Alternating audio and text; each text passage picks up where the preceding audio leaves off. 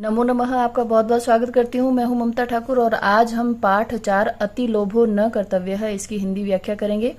अति लोभो अर्थात अत्यधिक लालच नहीं, कर्तव्य है अर्थात करना चाहिए, अत्यधिक लालच नहीं करना चाहिए। कस्मिंश्चित् देशे मायादासः नाम भूपतिः आसीत्। किसी देश में मायादास नामक राजा था। स अति लोभी आसीत्, वह बहुत लालची था। अतः दरिद्रः इव वसति स्म, इसलिए गरीब के समान रहता था। एकदा कोऽपि मुनिः तस्य प्रासादम् आगच्छत्। एक बार कोई मुनि उसके महल में, प्रासादम कहते हैं महल को, महल में आए। सत्कारेण संतुष्टः मुनि अवदत्। सत्कारेण अर्थात आदर करने से, संतुष्टः मुनि संतुष्ट होकर मुनि बोला, राजा अभीष्ट वर मांगो अर्थात मन चाहा वर मांगो। लोभेन प्रेरितः स अवदत्, लालच में आकर वह बोला, अहम यत् किंचित अपि पदार्थानि स्पर्शं करिष्यामि तदेव सौवर्णाः भवेत्। मैं जो कोई भी पदार्थ स्पर्श करूं अर्थात मैं जो कोई भी वस्तु को छूऊं वह सोने की बन जाए। मुनि तथास्तु इत्युक्त्वा गच्छति स्म। मुनि ने तथास्तु ऐसा कहकर मुनि चले गए। तथास्तु अर्थात ऐसा ही हो। तत्पश्चात स राजा गृहे स्थितानि वस्तूनि स्पर्शयति स्म। इसके पश्चात उस राजा ने घर में स्थित वस्तुओं को छुआ। तानि सद्य एव सौवर्णानि अभवन्। तानि अर्थात वे सब सद्य उसी समय ही सोने की बन गई। मायादासः अति प्रसन्नः अभवत्। मायादास अत्यधिक खुश हुआ। पिपासाकुलः स जलं पातुमिच्छति स्म, परंतु यदा स जलं स्पर्शयति तदा जलमपि स्वर्णपिण्डम् अभवत्।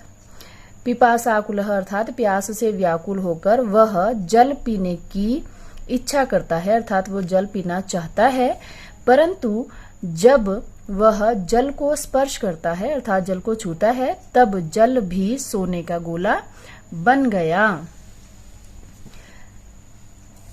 तदैव अवसरे तस्य पुत्री पुष्पाणि आदाय तत्र आगता।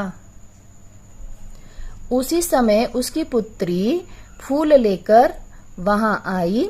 स राजा तानि पुष्पाणि अस्पर्शयत्। उस राजा ने उन फूलों को छुआ। तानि अपि स्वर्णानि अभवन्।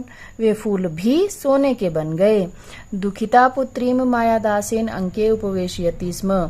अब जब पुत्री के द्वारा लाए गए फूल सोने के बन गए तो पुत्री दुखी हो गई। तो उस दुखी पुत्री को मायादास अपनी गोद में बिठाता है। परमहंत परंतु दुखद अर्थात दुख की बात हो गई। सा अपि सुवर्णमयी जाता, वह भी सोने की बन गई। मायादासः अतीव दुखी अभवत्। मायादास बहुत दुखी हुआ।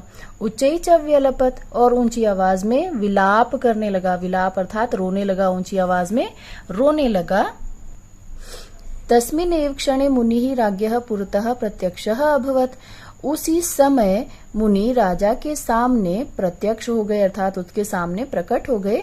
मायादासः तम न्यवेदयत्। मायादास ने उनसे निवेदन किया, महर्षि कृपया दत्तम वरम निवर्तयतु। कृपया अपने दिए हुए वर को दूर करो, उसका निवारण करो अर्थात उस वर को वापस ले लो। मुनि अवदत्। मुनि बोला, चिंता मा कुरु, चिंता मत करो। उद्यानात् जलम आनय, बागीचे से जल लाओ। तेन चलेन सिक्तानि वस्तूनि पूर्वावस्थां प्राप्स्यन्ति। उस जल से सिंची हुई वस्तुएं पूर्व अवस्था में हो जाएंगी अर्थात जैसी थी बिल्कुल वैसी ही वापस हो जाएंगी। इत्युक्त्वा स अदृश्यम अभवत्। ऐसा कहकर वह अदृश्य हो गया। चकितः मायादासः तथैव कृतः। आश्चर्यचकित मायादास ने वैसा ही किया। सर्वाणि वस्तूनि स्वाम प्रकृतिम प्राप्ता। सभी वस्तुएं वापस अपनी पहले वाली स्थिति में पहुंच गई अर्थात जैसी वो पहले थी बिल्कुल वैसी ही हो गई। तस्य पुत्री अपि स्वरूपम प्राप्य पितु समीपे आगच्छत्। उसकी पुत्री भी अपने वापस उसी रूप को पाकर पिता के पास आ गई।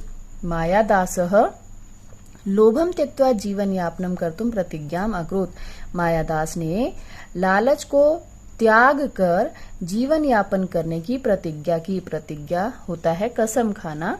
सत्यमेव उक्तम, सत्य ही कहा गया है। अति लोभो न कर्तव्यम, अत्यधिक लालच नहीं करना चाहिए। इसके साथ ये वीडियो समाप्त होती है। और अगर आपको कोई शब्द इसमें समझ में नहीं आया, किसी शब्द का अर्थ आपको जानना है, तो आप मुझे कमेंट करके पूछ सकते हैं। वीडियो देखने के लिए आपका बहुत बहुत धन्यवाद।